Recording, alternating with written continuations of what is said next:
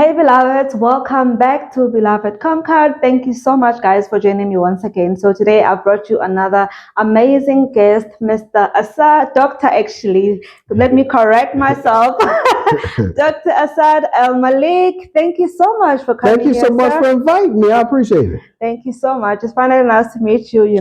I know that we're supposed to do this the other week, but you had a trip to Kenya, right? I was in Kenya, How was yeah. the trip? It was great. I love Kenya. We had a great time. I was there for an academic conference, Mm-hmm. the Amplifying African Voices for Strategic Change conference. So it was a great time in Kenya. Loved visiting other parts of the continent. So yeah. Oh, that's beautiful. I'm glad you had an amazing time. Thank you. And I would just like us to start off with just introducing yourself, where you come from and family and all that. So I am Assad. I am from New Orleans, not Louisiana. I don't know if you noticed there's a difference, but I'm from New Orleans. My family has been in that area for, I guess, about 200 years, 250 years. I can trace them back. So that's home. My wife, I have a wife, two children, two sons. My wife is from Texas, Okay. but she's been in New Orleans since like about '99, and she has family there.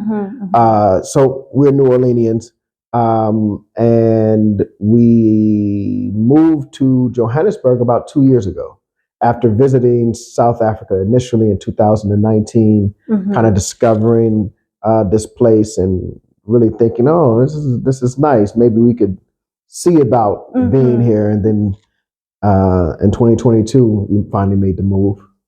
To come here. Yeah. Wow, that's beautiful. So, how long have you been married for? Oh, Jesus. I've known my wife longer than I did know. I'm 45. I've known my wife since I was about 19 years old. Wow. No, you've been together for too long. Yeah. So we didn't get married right away, obviously, but she's been in my life forever. For that long. Yeah. Wow. That's your friend right there. That's my your best soulmate. friend. Yeah. Right? That's beautiful. No, it's beautiful. I love marriage. I feel like it's amazing, to have a partner where you can go through life with. That's true. And family is a beautiful thing. Yeah, it is definitely beautiful. Thank you so much. So how did you you came to South Africa? Did you know somebody here, or you just decided to come on a holiday, or so it's a couple of things, and we were in Tanzania. My wife was doing some research. She's in public health, so she was doing some research in 2009. Same year we got married. So we got married in 2009, and she had to go to Dar es Salaam for about 3 months. So she left a month before me. I came to a month after, and so we were in Dar. But she met a young lady named Taya, who was from Cape Town but was living in Dar. And from that point, like, we all became close friends. My children called later, my children called Taya auntie. So, but throughout that time, she kept saying, "You guys should visit South Africa. You guys should visit South Africa." As someone who is familiar with the African continent in many ways, I did have some reservations about South Africa, the history of apartheid and stuff like that. So I was like, kind of hesitant. In 2019, Ghana had this campaign called the Year of Return, where they reached out to the African diaspora and basically said, "Come home, come for a visit," or whatever have you. So we were going to go to Ghana, but the plane tickets were just extremely expensive. So we said, "Where else can we go?" And we saw some tickets to Cape Town, and we were like, "Well, we could try it." All right. So that's how we ended up in Cape Town. Then we flew from Cape Town to Joburg, and when I got to Joburg, it was just a different experience. So I was like, "Yeah, I could see myself visiting here often." And then it went from visiting to how can we live there. Okay, wow. So who came up with the idea? Because I'm trying to think, both you and your wife, did you both have the same aspect of willing to move here, or who came up with the idea? Yeah, I think from 2009, from our first visit, we were willing to even purchase property. So in 2020, we started purchasing property while still living in the U.S. So we knew that it was something that South Africa was a place that we would, from the very first time we came, we're like, okay, we want to invest in this place and eventually maybe retire, right? At the time, I'm like 43, 40, 42, 43 years old or whatever have you. So, retirement is, another 15 years. But then COVID happened, and it really gave us an opportunity to reprioritize things in our life. What do we want to do? What do we want to accomplish? How do we want our life to look? How do we want our children's life to look? So we formulated a 5-year plan. We're going to do this in 5 years. We're going to blah, blah, blah, blah. And I think as the culture and the environment in the U.S. begin to change and take, again, a more negative turn in many ways with the Trump presidency and just the emboldenedness of, or people being emboldened by having a Trump presidency. We said, nah, we need to accelerate this.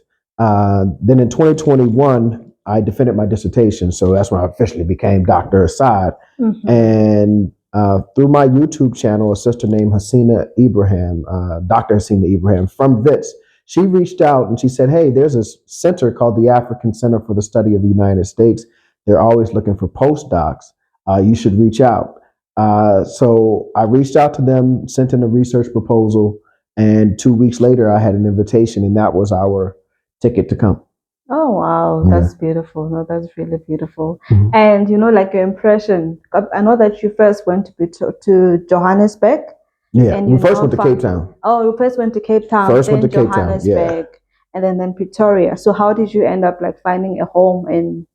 Oh, Joburg is just Joburg, man. I mean, we shout out to Pretoria and Cape Town, but yeah, Joburg is what it is. I mean, Joburg is, so Cape Town is, so South Africa in general, sometimes they call us, say, the U.S. of Africa. And in many ways it is. It's so familiar to African Americans, so familiar to Americans in general. And Cape Town is very familiar. Yeah. But Joburg is like Atlanta. It is like it is so familiar. And just the presence of the super majority of Black people. And something special about that.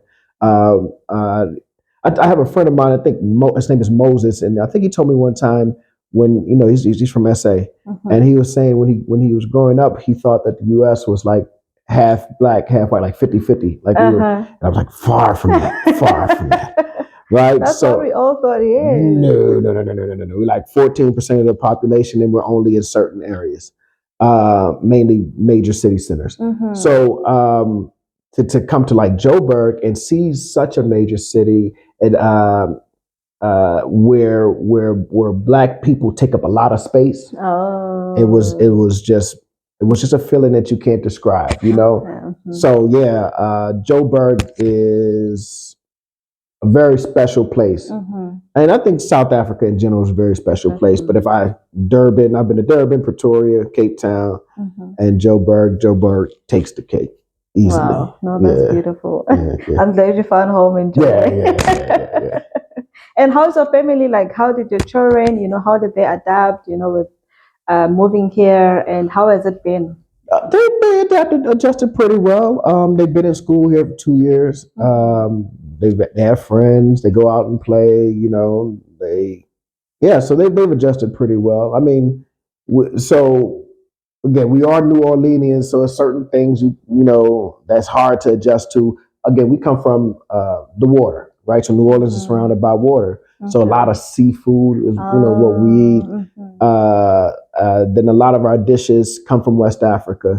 So we have a lot of rice dishes, a lot of gumbo, jambalaya, so stuff that they can't find here. So they miss those type of things. The food, mainly the food. But they're going back in about 2 weeks, 3 weeks, and hang with my parents. So they'll get some of that. Beautiful. Yeah. So they'll be able to try all those meals that they've been missing. Yeah. All those. Well, I know that's beautiful. I can imagine, the transition from there to here for them, it must have been a bit different like that. Well, we prepared them. So in 2019, they were with us when we came to Cape Town. We came to Cape Town and Joburg, and we went to Kruger. So we drove from Joburg to Kruger. So they were never out of the loop. We were always saying, okay, we're thinking about moving. So they had about 2 years to prepare. And I think that was a good thing. So when we finally did it, it wasn't a surprise. They had chance to kind of, regulate their emotions and do an inventory of where they were, and to come to radical acceptance. Oh, wow, that's beautiful. Mhm. That's beautiful. So I can imagine. I wish your wife was here so that I can ask her, like in terms of the cooking, because I know she probably like when she's cooking, she's like, "Oh man, that spice, I really miss it," Yeah. No, no. So and all that. what we do is, so I'll be going back to the New Orleans next Saturday Mm-hmm. for a week for another conference. This happened to be in New Orleans. So I'll pick up all the spices and Oh, stuff and and put all them in a those bag things. and bring them back. So yeah, so we were in the U.S. in April. You know, you kind of Uh-huh. restock on the stuff Mm-hmm. that you can't find here. Okay, no, Yeah, that's beautiful. Yeah, like yeah, you were all ready for this. yeah, yeah, yeah, Nothing can stop you at yeah, yeah. You all. gotta make a plan, as you guys say. Make a Uh-huh. plan. So I hear a lot of people, I know the accent is quite like, do you ever meet people where you can't communicate with them? Like, for example, employees in your house, maybe if you have some, like people that you struggle to communicate with. We feel like you have an accent and we feel Yeah. like we have an accent as well. Yeah, so it depends. So, like, you know, the Model C accent. You ever heard of Uh-huh, the Model uh-huh. C? Yeah, Yeah, the so most of there. yeah, so they're pretty easy to communicate. It's like, okay. Yeah, uh-huh, uh-huh. But I think the hardest is like those who have a strong Afrikaans accent when they're Mm-hmm. speaking English. It's rough. It's like hard. That's hard. I'm telling you. It seems like it's really in the throat or something. Like that's gotta hurt your throat. But no, for the most part, I haven't had much trouble communication. Certain phrases that I say, and may not be familiar, so I have to learn. Mm-hmm, Okay, mm-hmm, mm-hmm. everybody doesn't understand what that means because that's a local thing, local New Orleans thing or a Southern thing or whatever have you. But Mm-hmm. for the most part, I haven't had any trouble communicating. It It's hasn't been been, hard. yeah, it Yeah. hasn't been that hard. No, that's No. beautiful. So when you're at the store, like when you're in a queue, and people like the cashier hears you talk and you're like, okay, you're from, how does Yeah, that yeah, make? yeah. So for the most part, it's a surprise when I open my mouth because most Uh-huh. people think I'm like just Zulu or Yeah. Petty or something like that.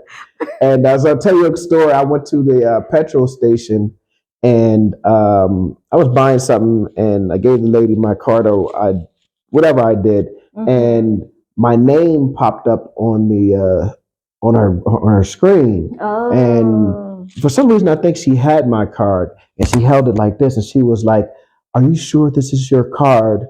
And I was like, yeah. She's like, a funny name popped. I think she was expecting me to be like Sandili, Vilakazi, or somebody, right? But she saw that name and she was like, this don't match. And so I had to pull out my ID. I'm like, yeah, this is me, and I'm from the U.S. So another guy was standing there. He's like, oh, you're from the U.S.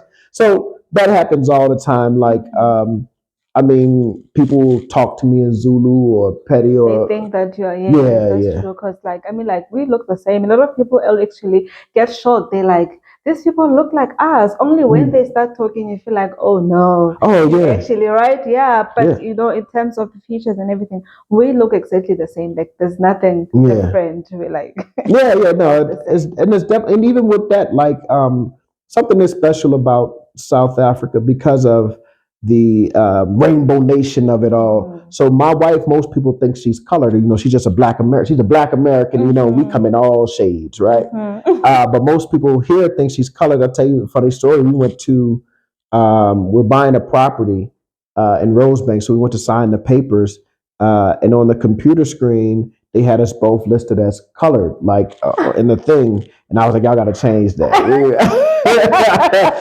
No problem. I love my color family or whatever have you, but I'm saying we We're identify as black. black, Yeah. yeah. So yeah, but the thing about that is it's a space for her here. Like she can look around and see people who look just like her Mm-hmm. too. Yeah, that's true. And her mom is really fair skinned. So Mm-hmm. hopefully one day her mom visits, but her mom won't ever feel out of place. Like, oh, I don't see anyone that looks like me because Yes. this Mm-hmm. this spectrum of colors here. Mm-hmm. That's Yeah. very true. Like everybody can fit in. Like it's not like in the US, like you said, Mm. where it's less black people or less this Mhm. type of race and more white. It's like everybody's like, we look the same. You can find your people Yeah. anywhere, anytime. Like you don't Exactly. feel Exactly. lost at all. So have you been learning some of the South African languages? Like I know, like Sawabona. Uh-huh. That's Zulu. Yeah, yeah. On Most of you Johnny. love learning Zulu. I'm not. Hey, I'm not learning much because I can get by in English, right? Right, that's So true. yeah. Yeah, but I think it's important to learn. My son is learning Zulu because I think there's a level of intimacy that you can have in a conversation when you actually speak in someone's language.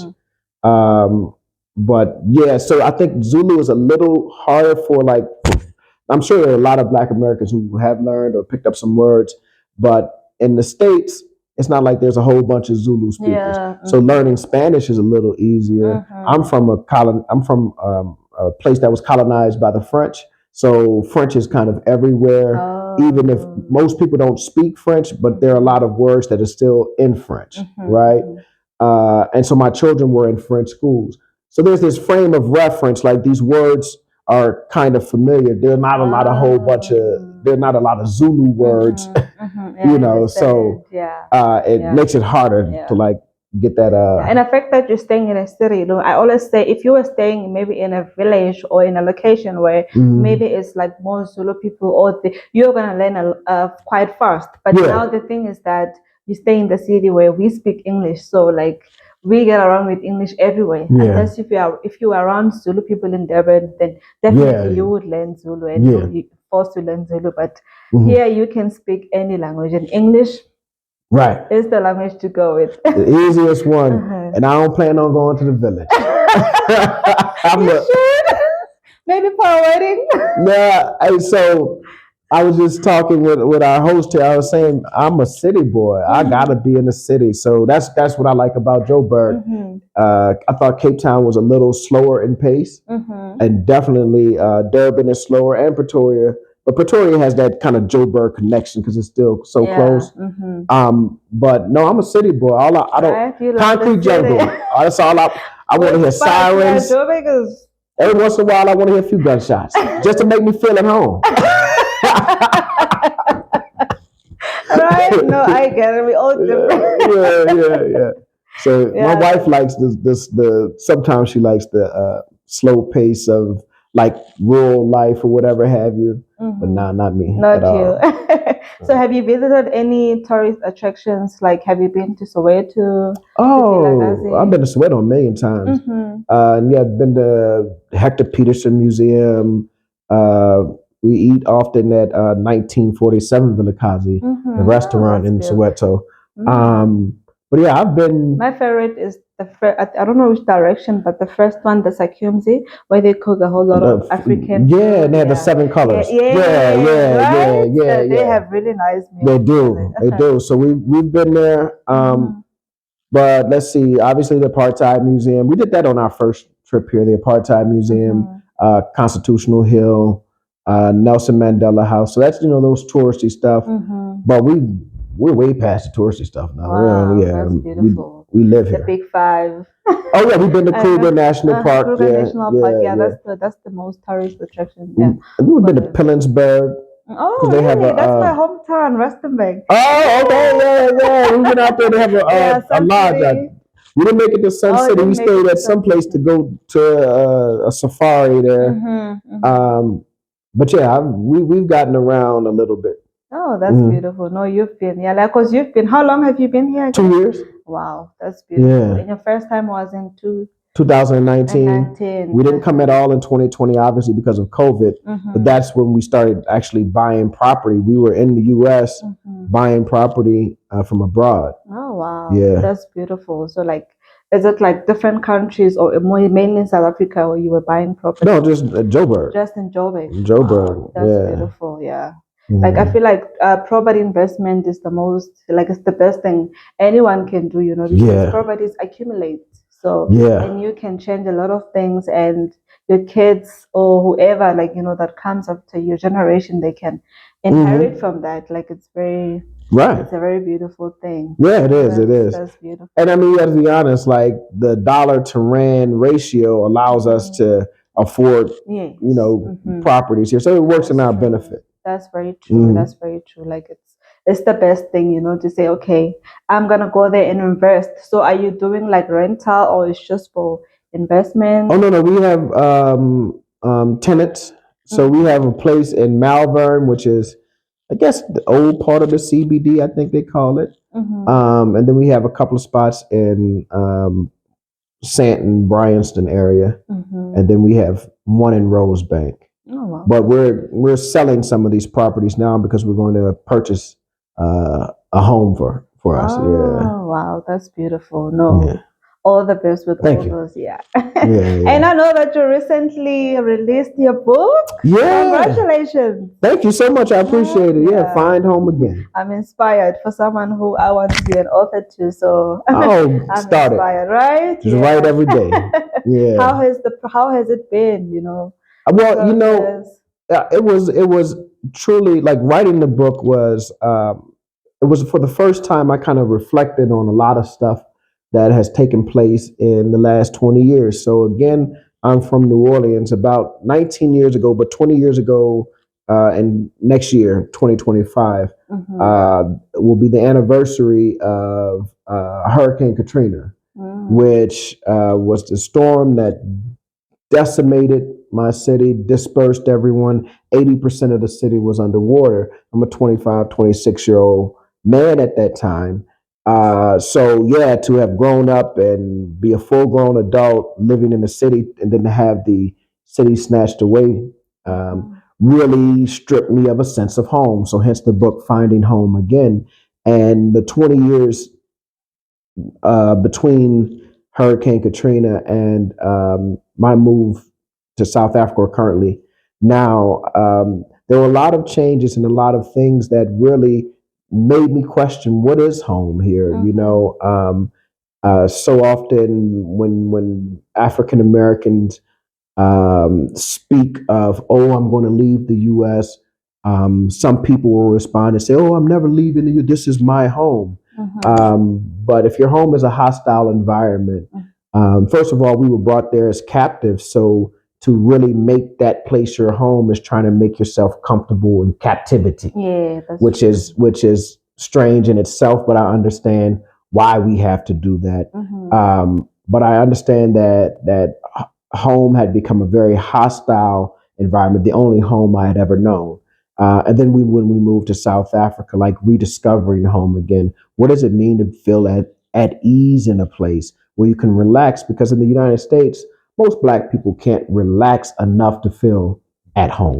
We're always in the constant state of struggle, a constant state of fighting for our space, justifying our existence.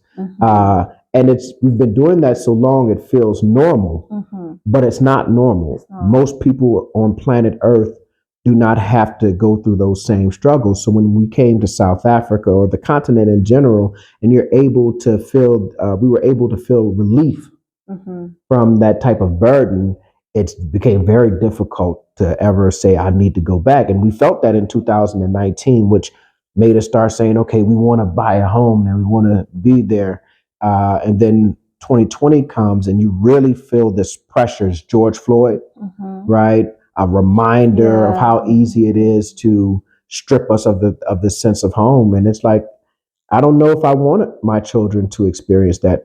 I don't know if my South African family have to sit their children down, their young men and say, their young boys and say, hey, you know, when the police pull you over, you need to do this, that, and the third. That's not something that exists here. And I don't want that to exist with my children either. Yeah, that's very true. Yeah. No. Because we want our children to have the best of what we've had. You know, you wouldn't want your children to go through what you went through. If you went through poverty, you make sure that, you know what, before I have kids, I need to make sure that they get better than what I had growing up. So that's a really beautiful story, you know. It's really amazing. Like I can tell like there's that peace, you know, like finding home again. You feel at home. Yeah. And and South Africans are so welcoming to Black Americans, and y'all got a little problem with the Nigerians, but you know, I keep it real. I gotta keep it real. Right? But to Black Americans, I think you guys are really, and you know, there's been a connection between South African and African Americans since the 1890s. The first Black Americans started coming to South Africa, the Fish Jubilee Singers, and then just the connection between apartheid and Jim Crow in the United States means that although technically African Americans, most of us come from West and Central Africa. That's where our ancestry is. You know, Nigeria, Ghana, Mali. For New Orleanians, it's Angola and Congo. But because of this shared history of kind of racial apartheid and this racial stratification system, it makes it real easy to talk to Black South Africans and colored South Africans because there's this kind of shared history. Then on top of that, South Africa is very urban, very modernized. So many Black Americans are city slickers. We grew up in the city, so many. You come to Joburg and you find people who are city slickers. So it's that kind of dynamic that makes it real easy to have these conversations, to learn from each other. And when we start talking, we're like, oh, we have very similar experiences with the world. Just maybe different words for it, but very similar. Oh, wow. Yeah, that's beautiful. No. Wow, that's really amazing. It's been great knowing. Oh yeah. It's really amazing. Like, the plans that you have, are there any plans, of giving back maybe to South Africa, like other than what we know, of course, like, the book, you are a doctor, you travel around Africa. If you're comfortable with talking like any other, like. I don't know about giving back. I'm broke. I ain't got no money. I don't think it's blood from a turnip. But no, I think we contribute in other. Number one, that's no problem. I think our contribution here. Obviously, we pay taxes. We pay our bills. We do have a house person that we employ, but we're in the process of building community. So part of the work that I do at the center is connecting African American institutions, organizations, and individuals with the African continent. So for instance, the government of South Africa puts out a list of critical skills that are in demand, right?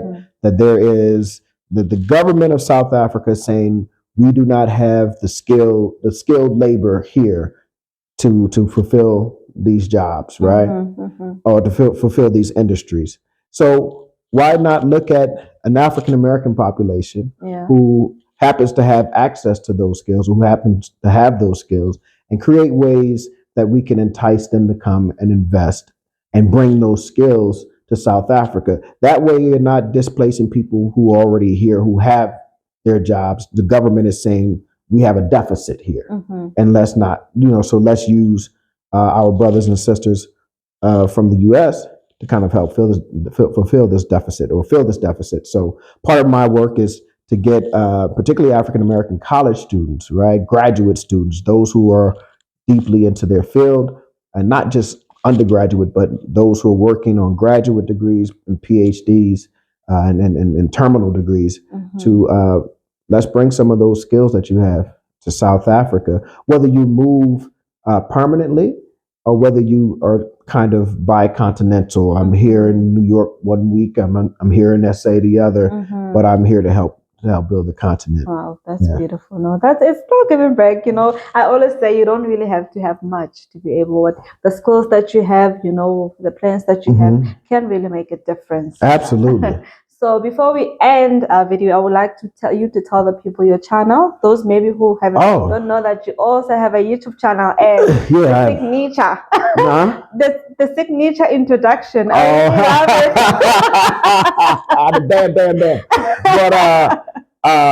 Asad El Malik on YouTube, and it's just really my wife and I sitting around laughing and talking about our experiences. It used to be about our move to Johannesburg, but now it's really just about our everyday experiences that most South Africans are experiencing. We're talking about when load shedding was happening, or the election, or whatever it may be. And I think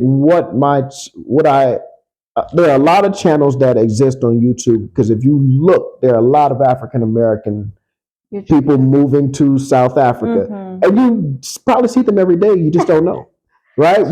Quick story: we were in it was like 6 of us, so 3 couples. We were all out eating in Danefern, and we sat there for about 2 or 3 hours or whatever have you. And I got up to go and pay my ticket, and someone said, "Hey, Dr. Asad."